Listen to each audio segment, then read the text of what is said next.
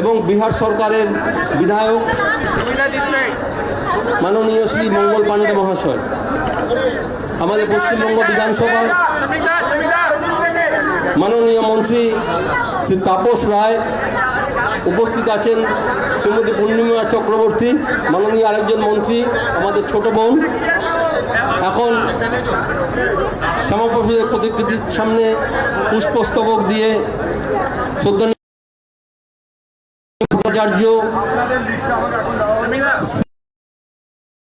অমিতাভ চক্রবর্তী এবং মাল্যদান করছেন শ্রী তাপস রায়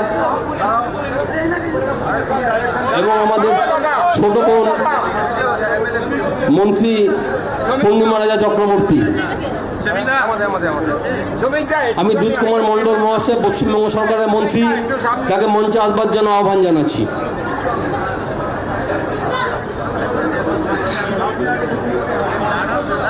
আমি নেতৃবৃন্দকে মঞ্চে উপবেশন করবার জন্য আহ্বান জানাচ্ছি।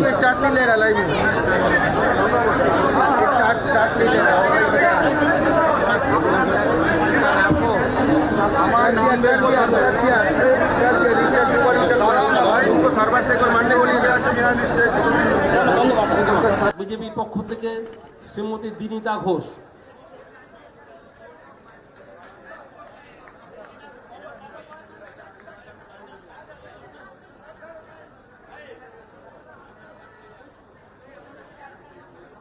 প্রসাদের 125 বছর, বন্দে মাতরমের 150 বছর এবং আমাদের বিচার পরিবারের 100 বছর।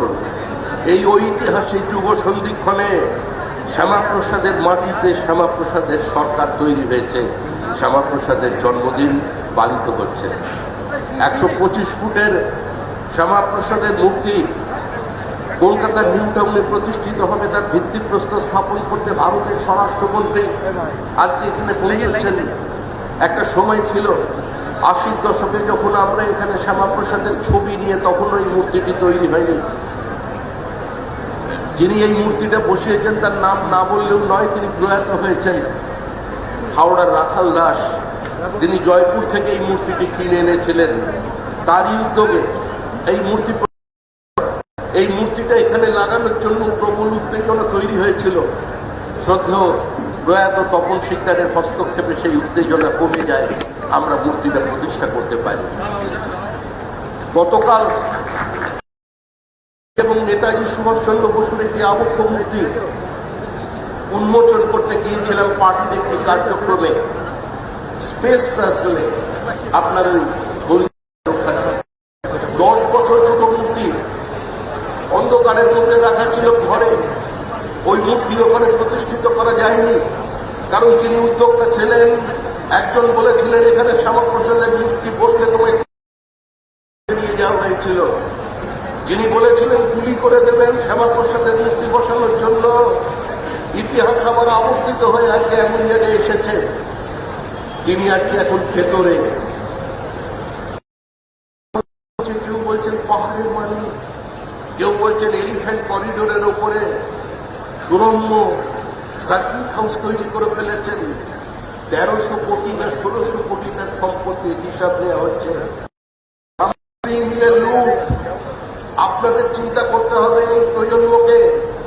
এই যে কাট আউট দিকে দিকে ঝুলছে, এই কাট আউটের মানুষগুলো কারা? কতবার আপনাদের ছেলেমেয়েরা এদের হাত থেকে বসে আঁকা অঙ্কন প্রতিযোগিতার পুরস্কার নিয়েছেন? কতবার বিভিন্ন এদের ফাংশনে আপনারা অংশগ্রহণ করেছিলেন? কিন্তু এদের আসল পরিচয় কি? এরা চোর, লুটেরা। মমতা বন্দ্যোপাধ্যায়ের বিপরীত রাজনৈতিক পরিস্থিতি থেকে একটা দল তৈরি করেছিলেন। সারা পশ্চিমবঙ্গ থেকে খুঁজে খুঁজে সোনার টুকরোদের তিনি নির্বাচিত করেছিলেন, জনপ্রতিনিধি বানিয়ে দিয়েছিলেন। যারা কোনোদিন কাউন্সিলর হতে পারেন না, তারা ক্যাবিনেট মন্ত্রী হয়েছিলেন।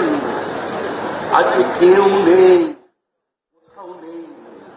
তার অস্তিত্ব, তার ব্যক্তিত্ব, তার দাপট, তার রাজনৈতিক প্রাসঙ্গিকতাকে চ্যালেঞ্জ করছেন। তারই তৈরি করার সম্পূর্ণ ওই সোনার টুকরো ছেলেরা। রাজনৈতিক মতাদর্শ ছাড়া, বিশ্বাস ছাড়া, ত্যাগ তিতিক্ষা ছাড়া, নির্দিষ্ট কর্মসূচি ছাড়া, নির্দিষ্ট লক্ষ্য ছাড়া সংঘবদ্ধ সংগঠন জীবন ছাড়া এবং সংগঠন ছাড়া কোনো রাজনৈতিক দল বাঁচে না। শ্যামাপ্রসাদকে খুন করে তার দলকে কার্যত তুলে দিয়ে যারা মনে করেছিলেন শ্যামাপ্রসাদ মারা গেছেন, জনসংঘের মৃত্যু হয়েছে, তারা ভুল করেছিলেন। অটল বিহারী বাজপেয়ী যেদিন প্রথম সাংসদ নির্বাচিত হলেন, রাজেন্দ্র প্রসাদের সঙ্গে তাকে পরিচয় করাতে নিয়ে গিয়ে একজন পরিচয় করিয়ে বলেছিলেন, जॉनसन से जीता हुआ युवा सांसद से मिलिए, इसका नाम अटल बिहारी वाजपेयी है। बापू राजेंद्र प्रसाद, যিনি 6 নম্বর মুরলীধর সেনু বেশ কিছুদিন সময় কাটিয়েছেন, আমাদের এই হিন্দু হোস্টেলের বহু স্মৃতি তার আছে। রাজেন্দ্র প্রসাদ বলেছিলেন, Johnson after the demise of Dr. Shama Prasad Mukherjee, it's a headless body. সেদিন উত্তরে অটল বিহারী বাজপেয়ী বলেছিলেন, हम सनातनी हैं, हम गणेश जी का कटे हुए सर पर हस्ती का सर बैठा कर उसका पूजन करते और जग से उसको पूजन कराते हैं। এই বিশ্বাস, মতাদর্শের প্রতি এই আস্থা, এই নিষ্ঠা, এই রাজনৈতিক বহমানতা, মানুষের ছোট কথা, ছোট ব্যথা, মানুষের আবেগকে সঙ্গে নিয়ে এই দীর্ঘ পথ চলে সেই বিশ্বাসকে নিয়ে আজকে আরো বড় সুরম্য প্যান্ডেলের মাঝখানে দাঁড়িয়ে আমরা শ্যামাপ্রসাদের জন্মদিন পালন করছি। অতীতে অনেক মানুষ ছিলেন, এই ভিড়ের মধ্যেও আছেন, যারা 25 বছর আগেও এখানে এসে ফুল দিয়ে দিয়েছেন, কিন্তু সরকারি প্রোটোকলের কারণে, সুরক্ষার কারণে আপনারা এই মঞ্চের কাছাকাছি প্রবেশ করতে পারেননি। আমি তার জন্য আপনাদের কাছে ক্ষমা প্রার্থী। আমি প্রত্যেককে আমার প্রণাম জানাই। শ্যামাপ্রসাদ অমর রহে। শ্যামাপ্রসাদ আজও ভারত আত্মার মধ্যে জীবিত। শ্যামাপ্রসাদ এখনো কাশ্মীরে জীবিত। কাশ্মীর থেকে গৌহাটি পর্যন্ত আজকে বিজেপির সমস্ত মানুষ, লাদাখ থেকে কচ্ছ পর্যন্ত প্রত্যেকটি বিজেপি কর্মী আজ আনন্দ পাচ্ছেন।